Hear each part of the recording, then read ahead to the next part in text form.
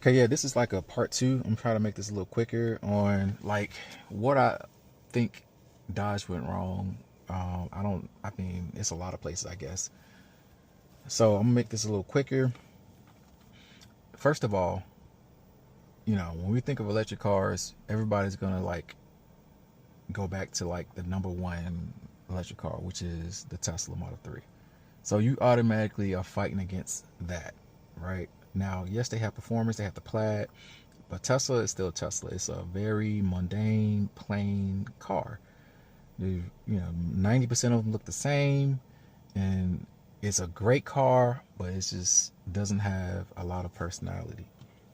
When you're reaching out to car guys, the number one thing you see, even though, let's be real, 90% of the cars that car guys own are just something they went to the dealership and just bought.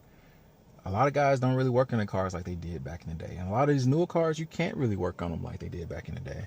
So, to sit there and say like that's the reason, I don't think that's it. Because performance wise, we know electric cars are amazing. It's not even that. But where they went wrong is you can't just get rid of a naturally aspirated or a Hellcat or this and then bring some electric car and don't give guys the option. What Dodge should have did was they should have just came out with an electric car, kept those other cars, and just a totally different car. Just call it the Dodge, I don't know, the Dodge Thunderbolt. No, I guess that's something else. Or whatever. The Dodge, I don't know. Lightning's taken too, so I don't know.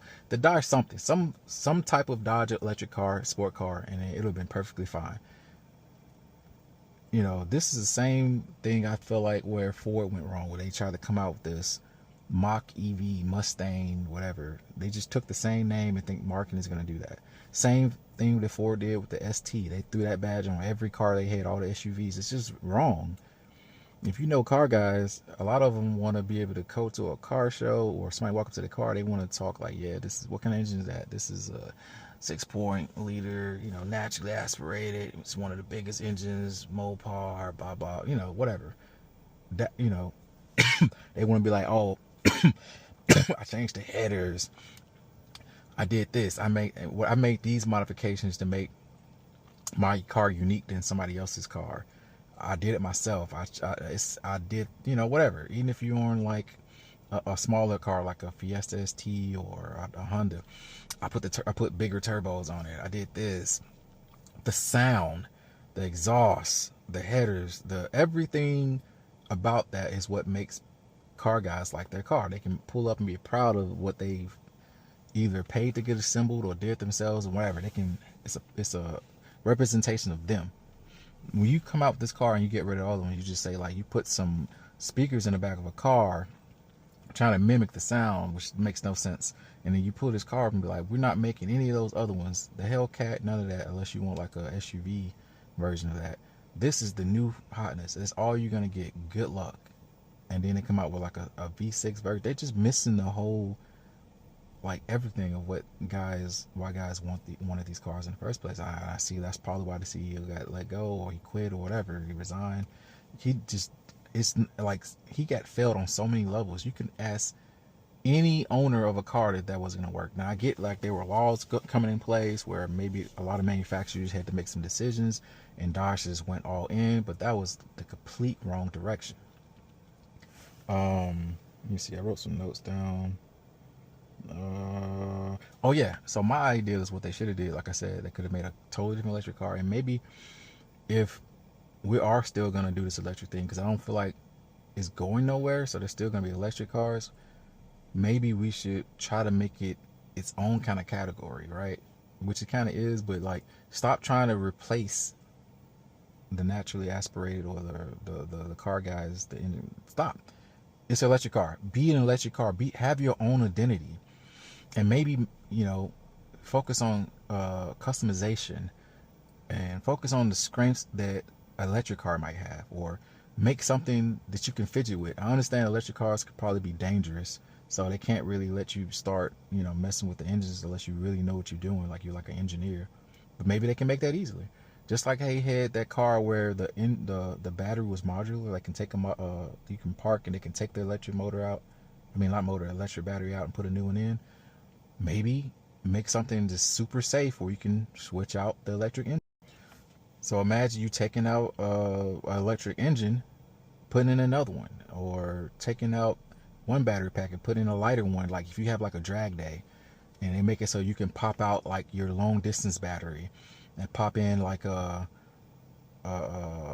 lighter, smaller battery, but still more powerful. So you can like, and then you can pop in two engines instead of one or something like that, and then take it to the track.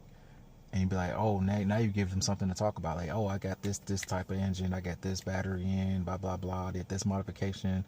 Maybe that'll make it cool in its own unique way instead of trying to like I said, fake V8, trying to act like, I have a V8 car and you don't. That's like goes against everything what car guys are. We like car guys typically like the tinker and like the coolness of those things. So maybe make some kind of like I know they got like an electric truck with something similar to that, where they're coming out with this truck where it's modular, you can make it whatever.